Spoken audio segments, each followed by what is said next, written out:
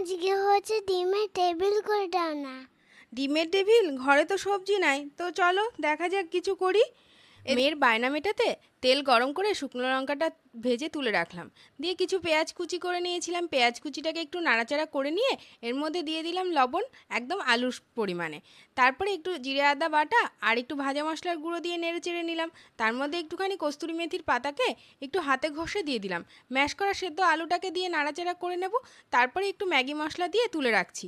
এদিকে জল গরম করে ব্রেড ক্রাম্বস না থাকার জন্য ব্রেডটাকে একটু ভাপিয়ে নিচ্ছি, আর ভাপিয়ে নিয়ে চারপাশটাকে ছাড়িয়ে নেব। এদিকে আলুর মশলাও রেডি। ডিম সিদ্ধের উপর থেকে এরকমভাবে মশলাটাকে দিয়ে এবার ব্রেডটাকে দিয়ে চারপাশ দিয়ে র্যাপ করে নেব। এটা কিন্তু অনেক বেশি টেস্টি হয়েছিল ব্রেড ক্রাম্বসের থেকে। এইভাবে সুন্দর করে আলতো হাতে একটু র্যাপ করে নিয়ে তেলটাকে গরম করতে বসিয়ে দিয়েছি। এবার বেশ সুন্দর করে লাল লাল করে ভেজে নিলেই তৈরি হয়ে যাবে ডিমের ডেভিল।